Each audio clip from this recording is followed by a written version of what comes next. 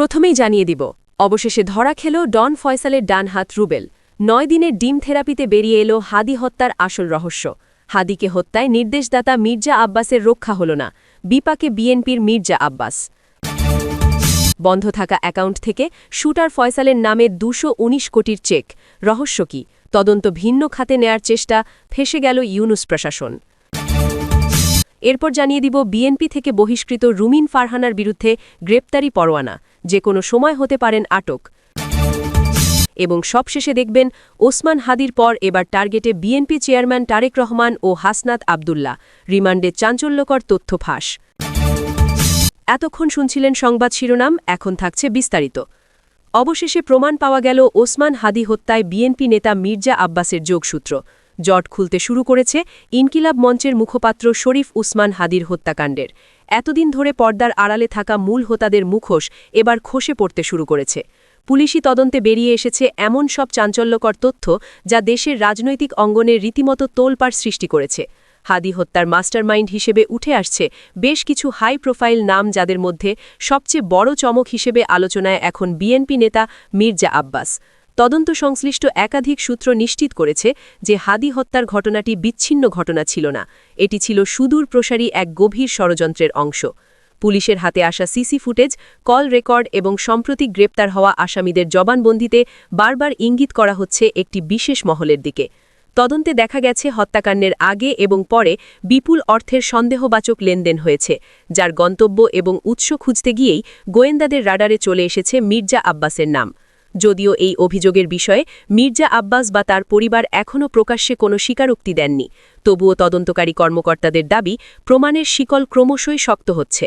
হাদি হত্যাকাণ্ডের মূল কিলার ফয়সাল করিম মাসুদের ব্যাংক অ্যাকাউন্টের সূত্র ধরে যে আর্থিক টেল পাওয়া গেছে তা পরোক্ষভাবে এই বিএনপি নেতার ঘনিষ্ঠজনদের দিকেই ইঙ্গিত করছে।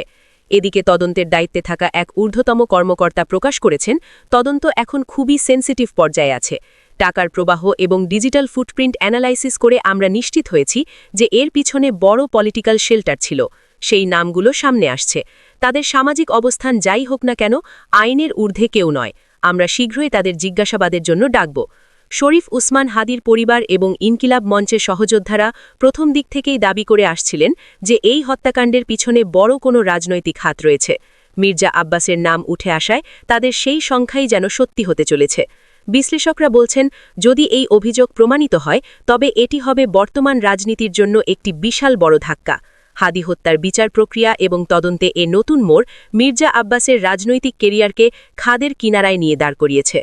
অবশেষে ধরা খেল হাদিকে সরানোর মাস্টারমাইন্ড ডন মাসুদের ডান হাত রুবেল আহমেদ। শত নাটকের পর 9 দিনের কড়া রিমান্ড শেষে সব সত্য ফাঁস করে দিয়েছে এই ঠান্ডা মাথার অপরাধী।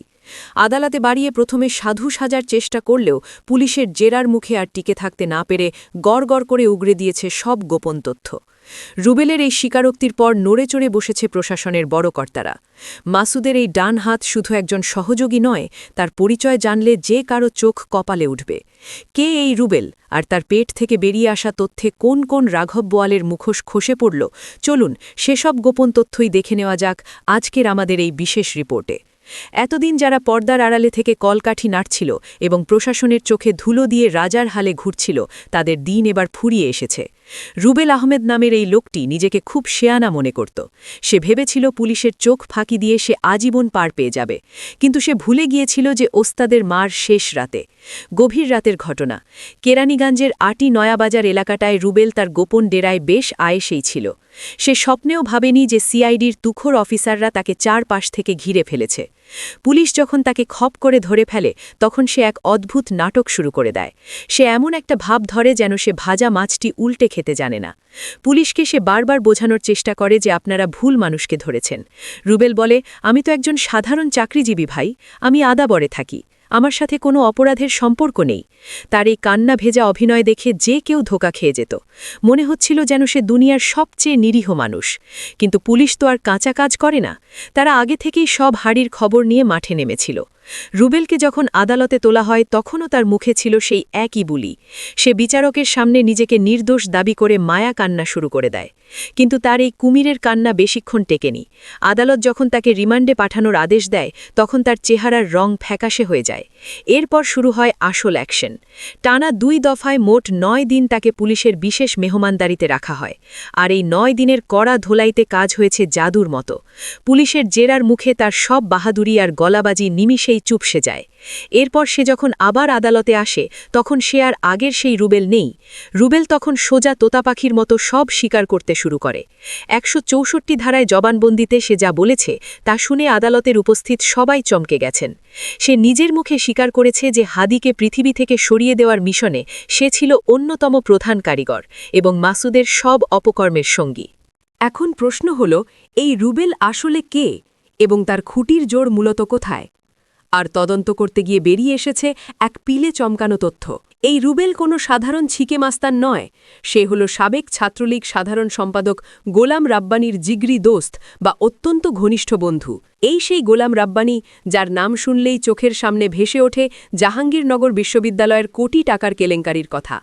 ভিসি ফারজানা ইসলামের কাছে ঈদ সালামির নামে 4 থেকে 6% কমিশন দাবি করে যে নেতা নিজের গদি হারিয়েছিল, এই রুবেল হল সেই নেতারই ছায়াসঙ্গী। শুধু তাই নয়, গোলাম রাব্বানীর বিরুদ্ধে ভুয়াভাবে এমফিলে ভর্তি হয়ে ছাত্রত্ব টিকিয়ে রাখা এবং টাকার বিনিময়ে পথ বাণিজ্য করার মতো জঘন্য সব অভিযোগ আছে।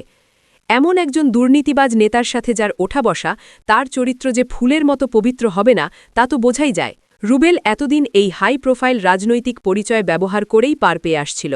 সে ভেবেছিল তার বড় ভাইয়েরা তাকে সব বিপদ থেকে উদ্ধার করবে। কিন্তু রিমান্ডের ঘরে যখন পুলিশ তাকে সাইজ করা শুরু করে তখন আর কোনো বড় ভাই তাকে বাঁচাতে এগিয়ে আসেনি। রুবেলের এই পতন প্রমাণ করে যে পাতের ঘড়া পূর্ণ হলে তা ভাঙবেই। রুবেলের জবানবন্দি থেকে জানা যায় এক হাড় হিম করা মাস্টার প্ল্যানের কথা। হাদিকে সরানোর ছক কিন্তু 2-1 দিনের নয়। আজ থেকে ঠিক 6 মাস আগে এই নীল নকশা তৈরি করা হয়েছিল। আর এই পরিকল্পনার জন্য তারা বেছে নিয়েছিল বিদেশের নিরাপদ মাটি। তারিখটা ছিল 2025 সালের 21 জুলাই। শুটার মাসুদ ঢাকা থেকে বিমানে চড়ে সোজা চলে যায় সিঙ্গাপুরে। সেখানে আগে থেকেই ঘাপটি মেরে বসেছিল সাবেক মন্ত্রী জাহাঙ্গীর কবির নানক, মিরপুরের ত্রাস ইলিয়াস মোল্লা এবং কাউন্সিলর বাপ্পি। সিঙ্গাপুর আর মালয়েশিয়া বর্ডারের এক আলিশান 5 তারকা হোটেলে তারা সবাই মিলিত হয়। 21 জুলাই থেকে 26 জুলাই পর্যন্ত টানা 5 দিন ধরে চলে তাদের সেই শয়তানি বৈঠক।